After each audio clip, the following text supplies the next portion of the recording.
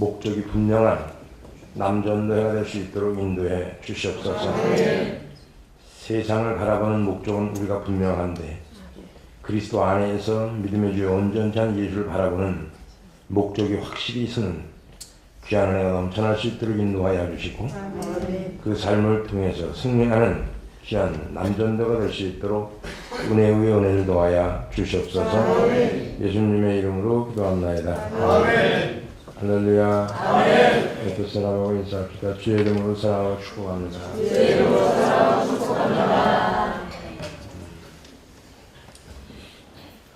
남전도 그 말씀을 전하려고 하는데 그 제목이 좀 다른 것 같아요. 여전도 헌신 예배를 해야 되는데 기질, 습관, 죄의 뿌리를 씻어내야 하는데 아무리 생각해도 남자들은 기질도 없고 습관도 없고 죄의 뿌리가 없는 것 같아갖고 이런 내가 본문을 잘못 정했구나. 그래갖고 여전도 헌신 예배 때 이걸 해야 되겠구나. 그리고 남전대는 그냥 목적 있는 삶이 된다. 할렐루야. 그래서 아주 은은하게 목적 있는 삶으로 말씀을 바꿨어요. 또 괜히 이 설교 해놓으면 여자들이 뭐라고 그러냐면 컵바 기질이 나쁘다고 그러지, 습관이 나쁘다고 그러지, 죄의 뿌리가 있다고 그러지, 이렇게 잔소리도 할까봐 이미 아마 모르긴 몰라도 아마 이걸 써먹은 사람도 있을 것 같아요. 오늘 낮에 아마. 그래갖고 이걸 바꿨어요. 다시 한번 옆에 사람하고 인사합시다. 뭐라고 그랬어요 목사님이? 목적 있는 삶을 살자. 옆에 사람하고 목적 있는 삶을 살자. 목적이 있으려면요 영적인 감각이 있어야 돼요. 감각. 무엇을 하든 간에 사람이 감각이라는 게 있어요. 그런 것처럼 감각이 있는 삶에서 살아가려면 영적인 무감각에 벗어나서 목적을 가지고 살아야 되는데 이 목적을 가지고 살기 위해서 주님께서 우리에게 요구하시는 게 뭐냐면은 오늘 본문 11에서 12장 2절입니다. 성도들이 삶을 승리하지 못하게 방해하는 가장 큰 요소 중에 가장 큰 하나의 개념이라고 할 수 있는 잘못된 개념인데 이게 고정관념이라고 하는 거죠. 잘못된 가치관의 문제, 즉 다시 말하면 고정관념이죠. 고정관념이 있으면은 바라보는 목적이 달라집니다. 그러니까 고정관념이 바뀌고 나면은 바라보는 시각이 달라진다는 얘기예요. 그러니까 우리가 고정관념을 자기의 고정관념, 살아온 고정관념, 생활의 고정관념, 어떤 습성의 고정관념, 기질의 고정관념이 다 있겠죠, 누구나. 그러나 이걸 잘못된 것을 바꾸지 않으면 바라보는 것도 잘못되더라는 얘기죠. 그래서 다시 말하면 이런 거예요. 요한복음 3장 16절에 보면은 예수 그리스도를 구주로 영접했으니까 이런 거죠. 이제 우리는 천국행이구나. 응? 이런 거죠. 자동 조절 장치에다가 놓고 그냥 가만히 앉아 있으면 그냥 천국으로 그냥 쭉 데려다주는 이런 게 아니라는 얘기죠.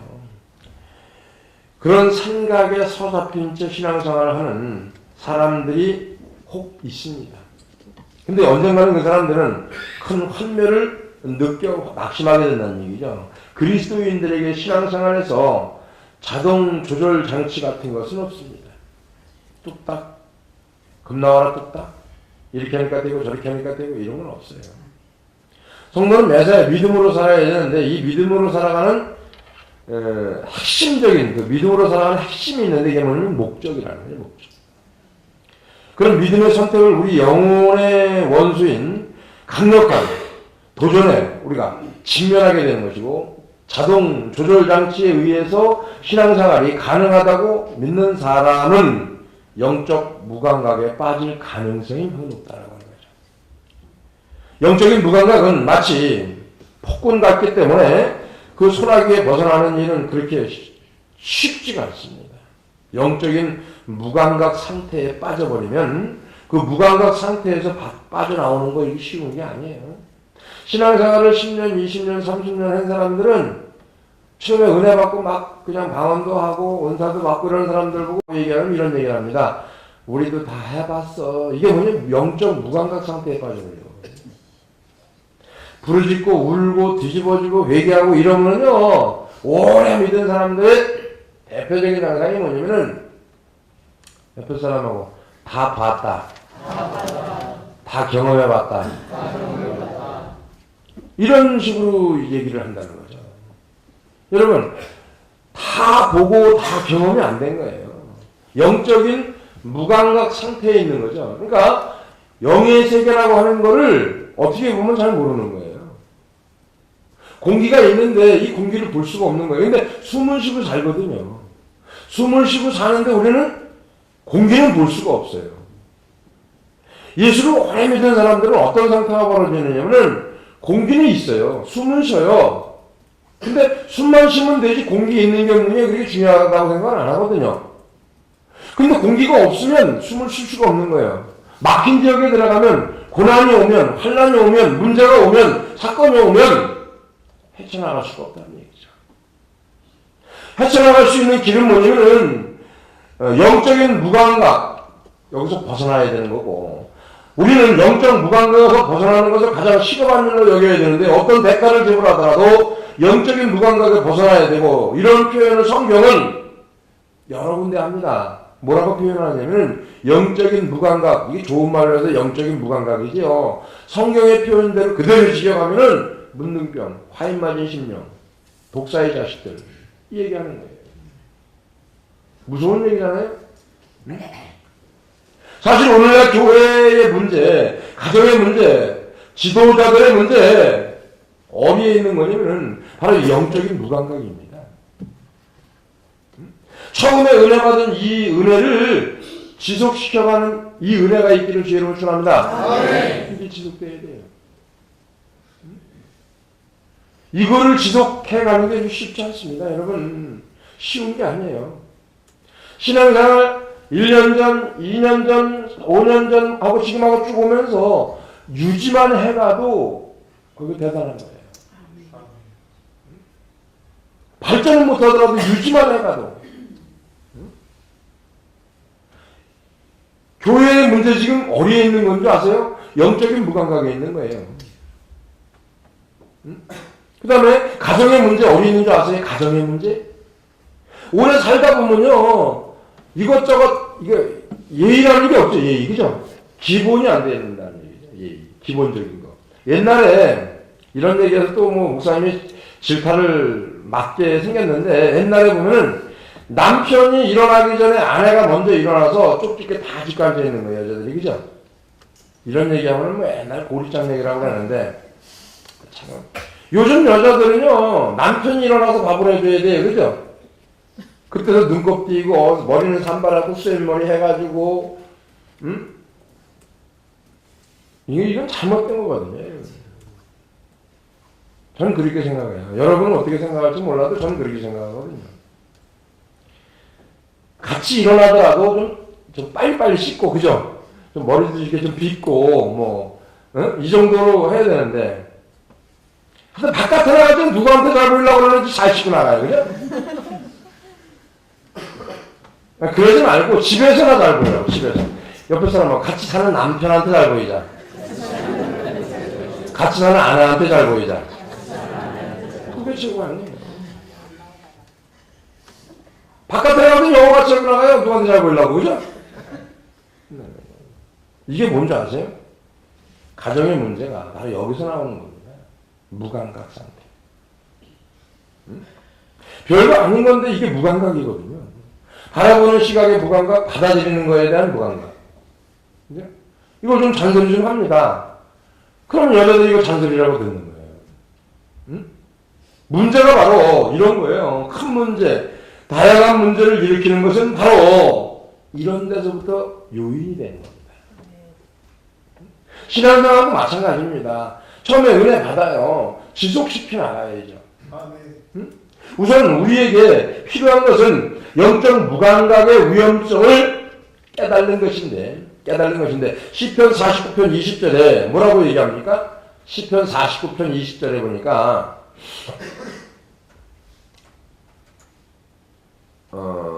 존귀하나 깨달지 못하는 사람은 멸망하는 짐승 같다, 이런 말씀을 합니다. 무엇보다 중요한 것은 뭐냐면 이 얘기는 우선 나 자신부터 한번 살펴봐라는 얘기죠. 나 자신부터. 다른 사람들의 영적 무감각을 지적하는 것은 쉽습니다. 그러나 자신이 영적인 무감각이 있다는 것을 의식하지 못하고 살면은 이게 바로 문둥병이다. 내가 내 자신이 제가 제 자신의 영적인 무감각이 있는데 이걸 깨달지 못한다. 이거 심각한 거거든요. 이거를 깨닫고 이거를 감각을 이게 긴장감이죠. 감각을 계속 유지시켜 나가는 방법이 뭐냐면 긴장이더라고요. 긴장. 어디 가든지 허튼 짓 안 하고 허튼 것 안 보고 안 움직이고 계속해서 말씀 보고 말씀 묵상하고 준비하고 또 묵상하고 이러면서 하루하루 계속해서 시시때때로 움직여가는 이 감각이 죽어버리면 무감각 되거든요. 그런 개념에서 보면은 우리는 다른 사람들의 결정을 눈치채는 데는 선수지만 하나님 앞에서 자신의 상태를 살피는 데는 둔감하기 짝이었다는 거죠. 둔감하기. 예수님께서 당시 종교 지도를 비판했다는 것을 기억해 보면은 누가복음 6장 41절 42절에 보니까 41절에 보니까 어째 형제의 눈 속에 있는 티는 보고 내 눈 속에 있는 들보는 보지 못하느냐. 너는 내 눈 속에 있는 들보를 보지 못하면서 어찌 형제에게 말하기를 형제여 나로 내 눈 속에 있는 티를 빼게 할 수 있느냐. 외식하는 자여 먼저 내 눈 속에 들보를 빼라. 그 후에야 네가 밝히 보고 형제의 눈 속에 있는 티를 빼리라. 아멘. 당시 종교지도들과 똑같은 잘못을 우리도 범할 수 있다는 사실을 깨닫고 우리 자신을 살펴줘야 된다는 것을 말씀하고 있는 거고, 우리는 다른 사람들에게는 관대하고 자신에게는 엄격하라는 메시지. 아멘. 남들에게는 좀 관대해야 되고요, 나에 대해서는 엄격해야 된다. 아멘. 성령께서 저와 여러분들의 잘못을 온전히 깨닫도록 살펴달라고 해야 되고, 성령은 신실하기 때문에 우리의 영적 상태를 밝히 드러내 보여주신다. 성령께서 귀를 기울이고 그분의 인도하심을 따르고 어떤 대가를 치르더라도 영적 무감각에 벗어나도록 엄숙히 저와 여러분들에게 경고하는 메시지인 줄 믿어지면 아멘 합시다. 하나님께서 모든 것을 다 하시고 우리는 가만히 앉아서 편하게 영광에 들어가기를 원하는 경향이 우리들에게 있는데, 그러나 우리는 하나님과 날마다 동행하기 위해서 대가를 지불해야 된다. 자, 동행하는 대가가 뭐냐면 보고 싶은 거, 갖고 싶은 거, 움직이고 싶은 거 안 갖는 거예요. 이게 대가를 지불하는 거예요. 제가 하나님 앞에 대가를 지불하는 거, 영적인 감각을 계속 유지시켜 살아가는 거, 그 방법이 뭐냐? 남들이 가는데 안 가고요, 하고 싶은 거 안 하고요, 보고 싶은 거 안 보고요. 이게 내가 하나님 앞에서 대가를 지불해 가는 거예요. 나를 복종시키는 거죠. 갖고 싶은 거, 보고 싶은 거, 먹고 싶은 거 있어도 절제해버리는 거. 그래서 내가 그 대가를 지불해 하나님께서 나에게 더불어 주시는 거예요. 이거예요, 이거. 자, 보세요. 목적 있는 그리스도인의 삶의 영향력은 하나님과 동행하기 위해서는 공동체와의 관계를 잘 설정해 나가요. 이런 부분입니다. 하나님께서 모든 것을 다 하시고 있는데, 하나님과 동행하기 위해서는 공동체와 관계가 잘 설정돼야 되고, 모든 성도는 교회의 공동체 속에 속해 있어야 되는 겁니다. 이해가 되세요? 자, 주일은 거룩한 하나님의 날인데, 우리가 진정으로 하나님이 원하는 게 뭐냐, 이거. 부흥을 위해서, 전도를 위해서, 영혼을 살리기 위해서 협력을 해야 된다면, 교회의 공동체 속에 어디가 속해 있는 거, 이게 실수거든요. 우리가 꼭 이해하기 힘든 것들 중 하나가 뭐냐면, 기독교는 민주주의가 아니라는 거예요. 교회는요, 민주주의가 아니고 독점이다, 독재. 진짜라니까요. 그리스도와 동행하기 위해서 그분과 온전히 복종해야 되고, 그 이상은, 그 이하도 아니다라고 하는 거죠. 우리의 삶에서 나타나는 성령의 인도하심에 따르기 위해서 우리는 어떻게 합니까? 골방의 시간을 많이 갖는데 성령이 우리의 삶 속에 활동하기 시작할 때 우리는 공동체를 변화시킬 수 있는 믿음이 여러분이 되어지기를 주의 이름으로 축원합니다. 우리가 말씀에 순종하면 삶 중심에서 내적 변화는 점점점 확산되어 외적인 것까지 변화시킬 수 있다는 거죠. 진정한 내적 변화가 일어나면 모든 사람에게 영향을 끼칠 수가 있는 거예요. 자신의 내적 변화를 통해서 공동체의 변화를 이끌어내는 그리스도인의 삶을 살아가는 우리 남전교회가 되었으면 좋겠습니다. 교회 공동체에 강력한 영향을 줄 수 있는 우리의 삶의 변화는 더 나아가서 주변의 모든 사람들에게 영향을 줄 수 있는 것, 결국에는 공동체를 변화로 이끌어나갈 수 있는 것. 하여튼간에 저는 그렇게 생각해요. 변화되는 그 목적은 결국 하나님의 영광인데요. 우리 남전대가 그것만 변해도요, 하나님의 영광을 드러냅니다. 할렐루야. 목적 있는 삶은 성경의 교리와 명령을 실천해서 교회 공동체를 변화시키는 삶인데, 결국 말씀으로 순종하고 교회에 유익하며, 그죠? 자신을 이기는 순종을 통해서 교회에 덕을 세우는 것. 그래서 전도의 명령을 실천하는 것. 이게 교회의 빈자를 채우는 겁니다. 아, 진짜라니까요. 응? 자, 이런 게 뭐냐면은 다른 거가 아니라요, 목적 있는 삶의 변화를 경험하는 영적 그리스도인이 되어져 가는 거고요. 그런 삶을 살 때 우리는 현재 우리 주변에 어떻게 합니까?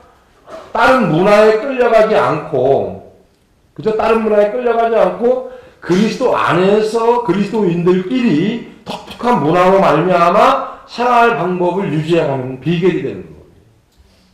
이게 와야 돼 봐요. 와야 되면요, 세상 친구 만나는 거고 이렇게 하다 보면요, 이게 또 어그러지는 거예요. 응? 그래서 우리는 어떻게 됐든지 구별된 사람으로서의 삶을 살아야 되고, 세상에서 구별해서 하나님께 바쳐진 사람들이라고 하면은 사람들에게 요구되는 목적 있는 삶이 아니고 하나님이 요구되는 목적 있는 삶을 사는 남전대가 되어지기를 주님으로 축원합니다. 이런 첫 번째 믿음이 있어요. 믿음은 어떤 마술적 주문이나 의식이 아니고요. 믿음은 지속적으로 자신을 복종시키는 가운데 성경을 보고 기도하는 경건의 결과를 얻어지는 것인데, 믿음이라고 하는 것은 나를 복종시켜야 되는 거예요. 난 잠자고 싶어요. 복종시키고 나오세요. 하기 싫어요. 복종시키고 나오세요. 가능한 겁니다. 저는 그런 생각을 하면서 성경 말씀 온전히 자신의 삶에 받아들이는 그 사람에게 영원한 믿음이 솟아나는 저와 여러분이 되어지기를 주님으로 축원합니다. 말씀이 마음속에 들어오면 나타나는 현상이 뭐냐면 순종이라고 하는 거죠. 그래서 순종의 삶을 살기 위해서는 먼저는 들을 수 있는 귀가 우리에게 있어야 된다. 순종의 문제와 더불어 생각해야 될 것이 있다고 하면 바로 그것이 헌신이다. 남전도 헌신이라는 게 다른 게 아니에요. 이게 헌신이라는 거예요. 헌신. 응? 헌신은 하나님의 말씀에 확실히 순종하는 거, 이거예요. 우리 자신이 100%를 그분께 드리지 않았다고 하면 우리는 그분이 받으실 만한 전혀 영광을 드리지 못하는 거죠. 우리 아버지는 부분적으로 헌신을 받지 않으시는, 왜냐하면 우리의 전부를 원하시기 때문에. 그래서 목적 있는 삶의 또 다른 부분은 다른 게 아니라 목적 자체가 순수하다는 거예요. 또 우리가 모여서 공을 쳐서 무슨 내기를 하고 뭐 돈을 걸고 무슨 뭐 큰 금메달을 따기 위해서 모이는 건 아니잖아요. 그래서 순수한 거, 건강을 위해서, 협력을 위해서, 교회를 위해서, 성도와 성도의 교제를 위해서 만남의 순수함이라고 하는 거죠. 이거 더 이상 더 이하도 없잖아요. 순수함. 그죠? 순수해지기 위해서는 어떡합니까? 응? 순수해지기 위해서는 벗어나야 될 게 너무 많은 거죠. 잠에서도 벗어나야 되고, 습관에서도 벗어나야 되고, 이기적인 것에서도 벗어나야 되고, 자기 혼자만의 어떤 고립된 생각에서도 벗어나야 되고, 모든 걸 맞춰줘야 되는 순수함이 있어야 돼요. 할렐루야. 이것이 되어지기를 주님으로 축원합니다. 응? 그래서 복음주의 교회가 만들어낸 불필요한 종교적 장식품에 덫에 걸릴 많은 그리스도인들은 주님이 원하시는 믿음으로 나가지 못하는 이유 중에 하나가 뭐냐면은 순수함을 잃어버렸기 때문에. 순수함. 다시 말하면 순수한 삶은 종교적 장식품에서 탐닉에서 벗어난 삶인데, 목적 있는 삶은 문화나 종교의 요소들이 오염되지 않은 삶이다. 오염되지 않은, 문화에 오염되지 않은 삶. 우리의 삶을 순수한 삶으로 만들려면 우리 주 예수 그리스도의 권위를 받아들일 줄 알아야 된다. 어떤 권위를? 지도자의 권위를 받아들일 줄 알아야 된다. 그죠? 자, 그분의 권위를 거부하면 순수한 삶은 불가능하게 되는 거죠. 그분의 권위를 받아들이는 게, 내가 그리스도와 함께 십자가에 못 박혔나니, 이게 그분의 권위를 받아들이는 거예요. 응? 이제는 내가 산 것이 아니라 영광인 소망이신 그리스도께서 내 안에 사신 것인 줄 여러분이 믿어지는 아멘 합시다. 그래서 하나님의 영원한 은혜를 누릴 수 있는 것, 목적 있는 삶을 위해 온전히 노력하는 저와 여러분들에게 한 가지 큰 위로가 있는데 바로 그것은 이 전체적인 뭐가 하나님의 마음이 있어야 가능한 공동체의 모임도요 하나님의 마음이 있어야 가능한 거예요. 하나님의 마음이 없이는 할 수가 없는 거예요. 한 가지 큰 위로, 우리는 하나님을 향한 하나님의 마음을 가지고 서로 협력하여 손을 들어가기를 주님 축원합니다. 가장 오랜 시간 동안 영원히 우리에게 가장 좋은 것을 주길 원하는 것이 누구냐? 하나님의 마음이죠.